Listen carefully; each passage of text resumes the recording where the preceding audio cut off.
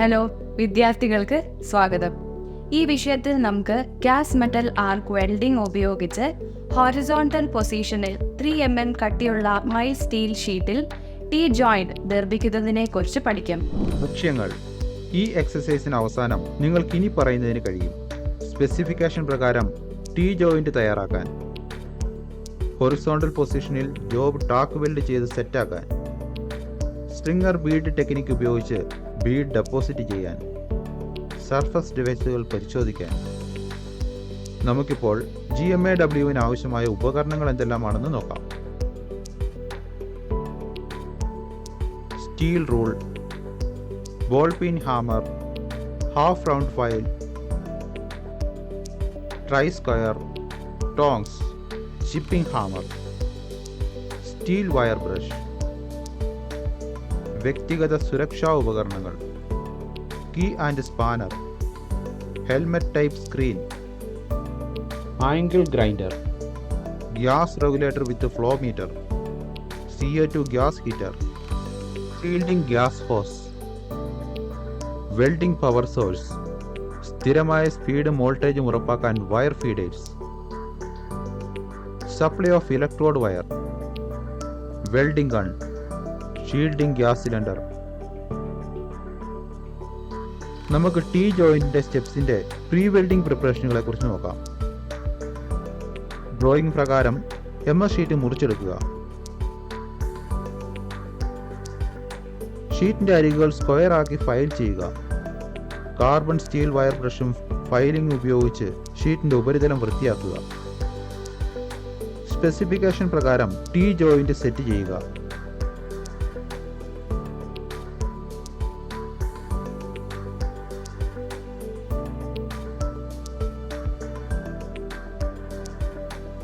സുരക്ഷാ വസ്ത്രങ്ങൾ ധരിക്കുക. വലത്ത് ഭാഗത്ത് ടോർച്ച് സെറ്റ് ചെയ്യുക. 90 മുതൽ 100 ആംപിയർ കറണ്ട് സെറ്റ് ചെയ്യുക. കറസ്പോണ്ടിങ് വയർ ഫീഡിംഗ് റേറ്റ് 3 മുതൽ 4 മീറ്റർ പെർ മിനിറ്റ് ആയിരിക്കും. 19 മുതൽ 20 ആർക്ക് വോൾട്ടേജ് സെറ്റ് ചെയ്യുക. കൂടാതെ ഡിപ്പ് ട്രാൻസ്ഫർ മോഡ് ഉപയോഗിക്കുക. ഒരു 0.8 mm dia copper coated mild steel filler CCMS wire ഉപയോഗിക്കുക. ഡിസ്റ്റോർഷൻ ഒഴിവാക്കാൻ വെൽഡിംഗ് ജോയിന്റ്സ് ബാക്ക് സൈഡിൽ 87 ഡിഗ്രിയിലേക്ക് കുറയ്ക്കുക.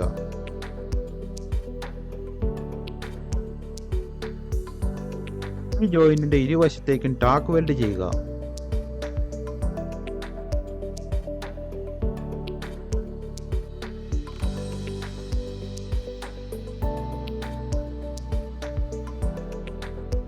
ഇപ്പോൾ നമുക്ക് GMAW ഉപയോഗിച്ച് ഫ്ലാറ്റ് പൊസിഷനിൽ ടി ജോയിന്റിന്റെ വെൽഡിംഗ് പ്രോസസ്സിനെ കുറിച്ച് നോക്കാം.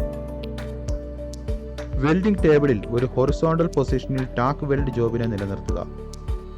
സഞ്ചാര ദിശയിലേക്ക് 5 മുതൽ 15 ഡിഗ്രി വരെ കോണിൽ ജോയിന്റിന് ലംബമായി ഗൺ പിടിക്കണം. ട്രാൻസ്ഫർ മോഡ് ഉപയോഗിച്ച് റൂട്ട് റൺ ഡെപ്പോസിറ്റ് ചെയ്യുക. സ്ട്രിങ്ങർ ബീഡ് വെൽഡിംഗ് ടെക്നിക്ക് ഉപയോഗിക്കുക. ആവശ്യമെങ്കിൽ സെക്കൻഡ് റൺ ഡെപ്പോസിറ്റ് ചെയ്യുക. ഈ ജോയിന്റിന്റെ മുകളിലെ ഷീറ്റിന്റെ അരികിലുള്ള ടോർച്ച് മൂവ്മെന്റ് നിയന്ത്രിക്കണം. അത് അറ്റം ഉരുകാതിരിക്കാൻ സഹായിക്കും. വെൽഡിന്റെ ബോട്ടം ടോയിലെത്തുമ്പോൾ ടോർച്ച് താൽക്കാലികമായി നിർത്തണം. അതുവഴി ടോയിൽ അണ്ടർകട്ട് ഉണ്ടായിട്ടുണ്ടെങ്കിൽ ശരിയായി ഫില്ലർ മെറ്റൽ കൊണ്ട് നിറയും. ബീഡിനാവശ്യമായ റീഎൻഫോഴ്സ്മെന്റ്, ഉയരം, അപ്പിയറൻസ് എന്നിവ ലഭിക്കാൻ ടോർച്ചിനൊരു യൂണിഫോം സഞ്ചാരവേഗത നിലനിർത്തണം. ടോർച്ച് നോസിൽ വെൽഡ് സ്പാറ്റർ കൊണ്ട് അടഞ്ഞു പോകാതിരിക്കാൻ ആന്റി സ്പാറ്റർ സ്പ്രേ ഉപയോഗിക്കുക. ശ്രദ്ധിക്കുക, ഇങ്ങനെ ചെയ്തില്ലെങ്കിൽ വയർ ഫീഡർ ഇറഗുലർ ആകാം. ഇതൊരു അൺഎക്സ്റ്റാബ്ലിഷ്ഡ് ആർക്ക് ഉണ്ടാകുന്നതിന് കാരണമായേക്കാം. കാർബൺ ഡയോക്സൈഡ് ഫ്ലോ ഒരേപോലെ അല്ലെങ്കിൽ വെൽഡിന്റെ മലിനീകരണത്തിനും പൊറോസിറ്റിക്കും കാരണമാകും. സ്റ്റീൽ വയർ ബ്രഷ് ഉപയോഗിച്ച് ബീഡ് വൃത്തിയാക്കുക.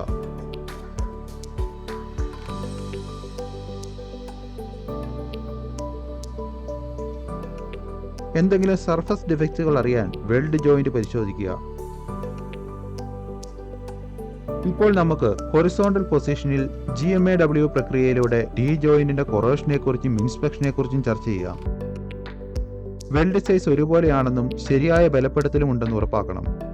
വെൽഡ് ഏരിയ വൃത്തിയാക്കുക. ഇപ്പോൾ നമുക്ക് പോരായ്മകളെ കുറിച്ച് നോക്കാം. Undercut.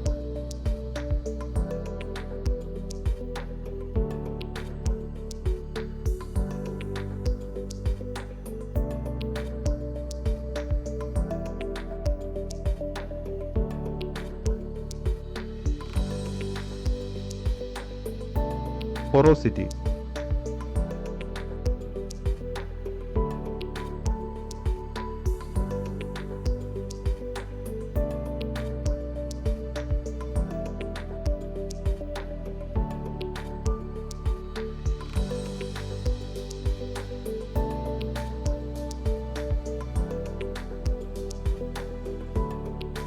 Uneven bead formation.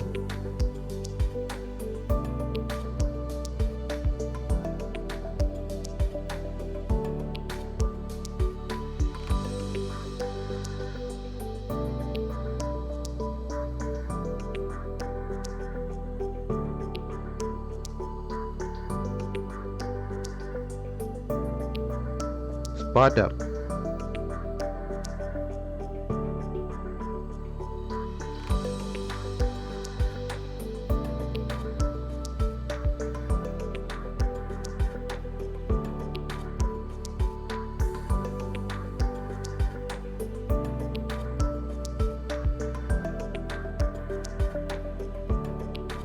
Recap.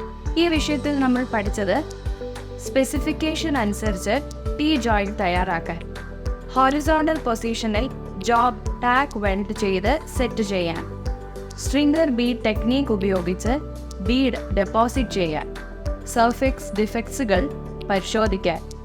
നന്ദി വിദ്യാർത്ഥികളെ, നമുക്ക് അടുത്ത സെഷനിൽ കാണാം. ബൈ.